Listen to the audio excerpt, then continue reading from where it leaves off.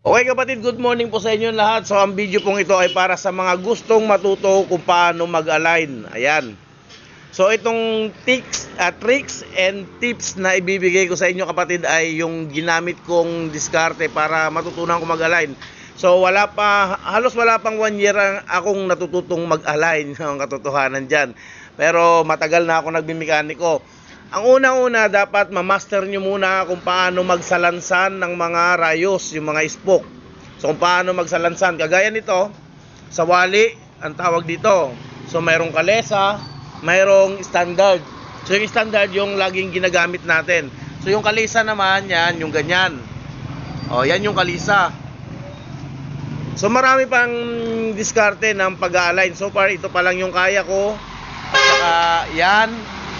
At saka yung standard na ginagamit natin. So, yun ang unang-una kong pinag-aralan kung paano magsalansan ng spoke. So, yung pangalawa, para hindi ka malito kapatid, kapag ipinasok mo na isalansan mo na yung mga spoke, yung diskarte dyan, kung gaano kahaba yung nakalabas na thread dito, ganun din muna sa katabi niya. O yan, ano yan salitan yan sila So, itong dalawa na to, yan, parehas sila. Kung mapapansin nyo, parehas din sila ng pagkakabuka nitong dalawa na to at ito. So, ganun din yan kapatid. Dito, kumbaga, gantihan kasi yan So, kung ano yung nakalabas na thread dito, yung bago pa lang ninyo ikinakabit, dapat ganito rin sa kabila. So, hanggang mabuo nyo na lahat, maisalansan nyo na lahat, na ganun lang ang labas ng thread. Dahil ang diskarte doon kapatid, kapag ganun, medyo nakalabas pa ng konti yung thread at pare-parehas yung nakalabas, konti lang ang magiging ublong niyan. Ayan. Konti lang ang magiging ublong. So, hindi na kayo mahihirapan. Ngayon, kung hihigpitan nyo kasi kaagad, tapos sa ibang part ay maluag, asahan mo yan kapatid, kapag naisalansan mo na yan lahat, naku po, napakalaki ng clearance niyan. So, mahihirapan na tayo mag-align nun. Ayan. So, ang unang-una natin discarding gagawin kapag naisalansan na natin, ay kukunin muna natin yung oblong. For example, kagaya niyan. Yung oblong na yan, medyo ito yung guide natin. Kapag bumuka yan kapatid ng ganyan at inikot mo, dumikit sa part na to, so maghihigpit ka ng spoke dito.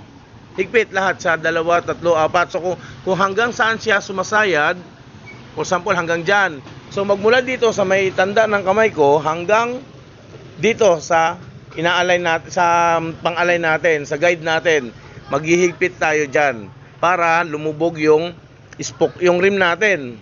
So ang tendency naman ng kapatid, kapag lumubog to dito, lalabas naman to dito. So malamang yan, dito na naman yan magkakaroon ng sabit. So dito na naman tayo maghihigpit hanggang makuha natin ng perpektong bilog. So bilog lang muna ang uunahin natin, yung waggle, panghuli na yon. No, hanggang sa lumiit ng lumiit yung oblong at lumiit ng lumiit yung waggle.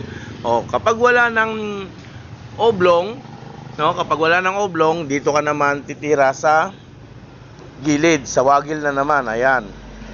So dapat meron din kayong alignan, syempre. Kailangan lahat ng sasabit dito sa ating guide, dito sa ating pointer, lahat ng sasabit ilalayo mo, Ilalayo mo kapag gumanyan ng rim, ilalayo mo yung rim para hindi sumabit.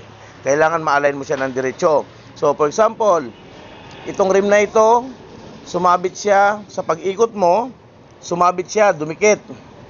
Dumikit dito.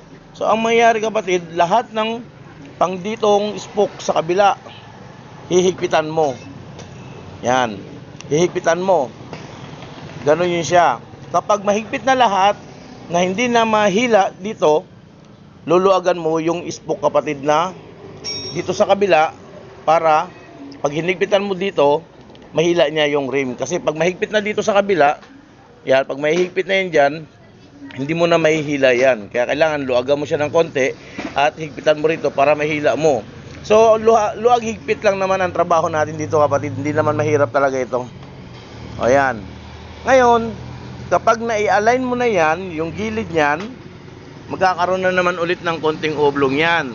So hahabulin mo na naman yung oblong na yon. Kapag kung saan siya sumayad, doon ka na naman maghihigpit ng spoke na doon lang sa area kung saan merong sumayad. No, sumayad dito. So dito ka maghigpit. Depende sa iyo. Itong dalawa, isama mo itong dalawa. Ayan, sama mo yung dalawa pa rito. At least kailangan mo lang siyang maibaba. Ayan, hanggang mabilog ulit. Ngayon, pag nabilog mo na naman siya, babalik ka na naman dito sa gilid. Yan. So balik-balik lang yan hanggang lumiit ng lumiit yung oblong at lumiit ng lumiit yung kanyang wagil. At pag okay na talaga, yung ikot niya ay hindi na oblong, hindi na wagil, pupunta ka dito kapatid sa lagayan ng pito bilang guide mo. Yan. Lahat ng spoke ay hihigpitan mo pa isa-isa. Yung isang stroke lang, isang stroke. 1, 2, 3, 4, 5 hanggang maubos mo yung 36 pirasong spoke para yun ay magpapahigpit sa ating mga spoke. Yun. Yan. At pag may naramdaman ka na medyo maluag pa rin, ulitan mo kapatid. Magsimula ka ulit dito kung saan nandoon yung butas ng lagayan ng pito. Higpit ka ulit dito, higpit ka ulit dyan, higpit pa isa-isa lang hanggang maubos mo ulit mahigpitan yung spoke. And then, check mo kung may wagil pa at may bengkong pa. Ayan. Okay? So, sana may natutunan kapatid.